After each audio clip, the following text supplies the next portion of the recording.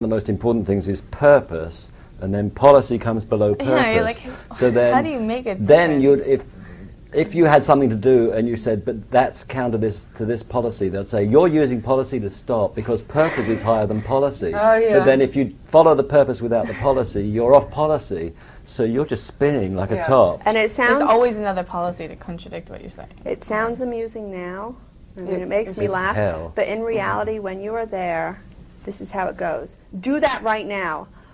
Sir, I can't because we didn't get any money. You're fucking counterintention. Do it right now. You're in lower conditions. You're going to the rehabilitation project force. You know, you're going to eat in the stairwell. You're on beans and rice. You fucking get it done. Like that's what it is. So much profanity. Yeah.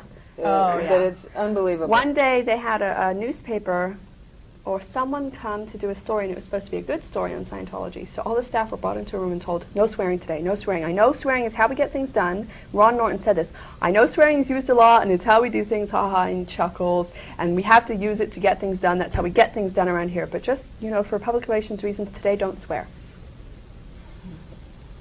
So, I mean, you have like these people, and there are some people, and there's an organization called the Commodore's Messenger Organization. They have the authority, if they don't like what you say to them or didn't get something done for them, they have the authority to immediately send you to what's called the Rehabilitation Project Force, which for a year or two or longer, you will wear all black, you will run everywhere you go, you will not speak to anybody, you will eat crappy food, you'll get paid $6 a week or like a quarter of whatever everyone else gets paid.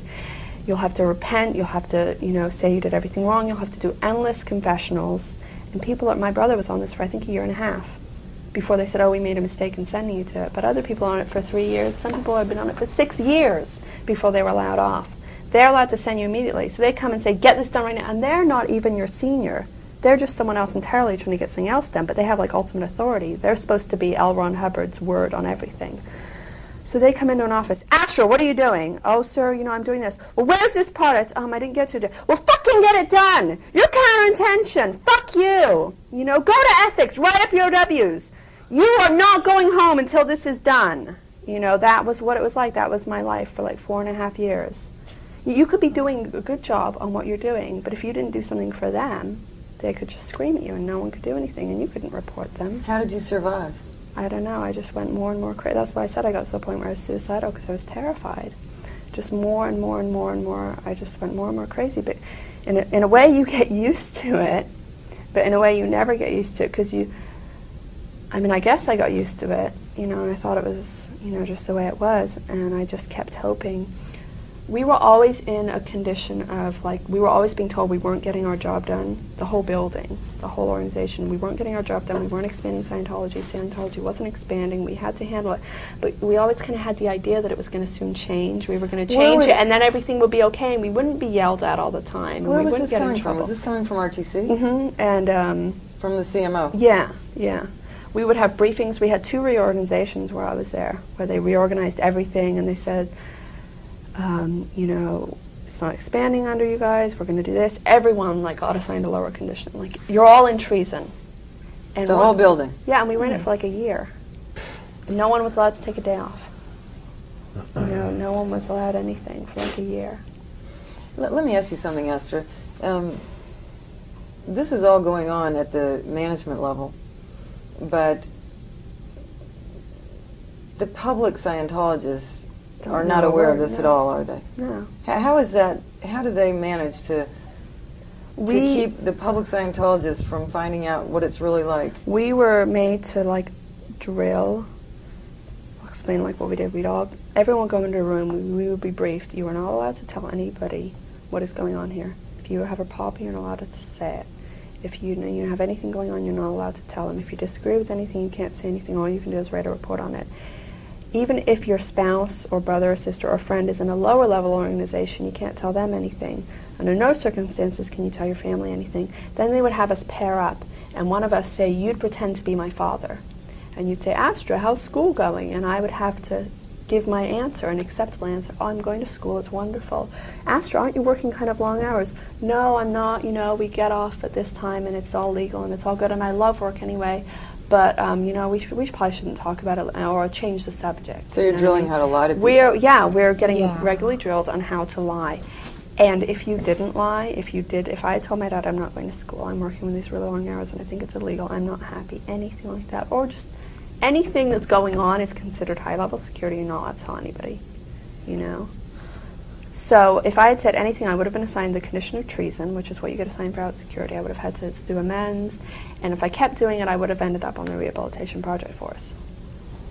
Do you have something you wanted to add to that? Yeah, well, at least with me, but I know this is with other people, you get into such a state of mind, like, oh, we're clearing the planet and all this, and it's like your own well-being is so unimportant that the Sea Org's image is your image. And I remember, like, people asked me about it, public Scientologists, and I would kind of, like, totally protect it. I was like a protective mother. Like, even if I lived in the worst place, like, someone asked me, you know, that was thinking of getting recruited, asked me about it, I'd be like, you know, they're nice rooms. Oh, yeah. Oh, it's good food. And, you know, I'm friends with everyone. My life is, you know, going so well. And, you know, I have such a better education right now than the public schools. Have you heard what's happening in public schools? I mean, we're just the top people on the planet. But this isn't true. No, no. I would know I was lying because I felt like everyone had to think that the Sea Org was so good and everyone had to respect Scientology because it was this, like, it was the most important thing on the planet. And I don't know. She'd been indoctrinated that since she was born. Since I was born. So for me, it was like, oh, I was protecting them, and everyone had to understand how important and how they should respect. I would like to say though that as Astra's father, I was on the receiving end of this, and so, but I didn't actually know that Astra was totally prohibited from seeing me.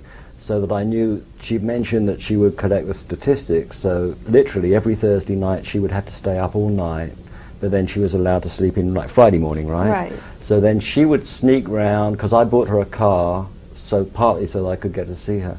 She would sneak round every Friday morning and visit with me because we were close as a father and daughter. And then when she went into the Sea Org, I had extracted promises. I said, well, you must finish your education, you know, and I've heard these horror stories about people working all night, and I used to, and I want you to get proper sleep. I want you to get proper nutrition. I was promised all these things by her and her senior. So every Friday morning I would say, Astra, you know, how's school? And she would say, fine. And I'd say, you know, what did you study? Oh, math. You know, how's your sleep? Fine. So I knew that I was being BS'd, basically. I could just sense it.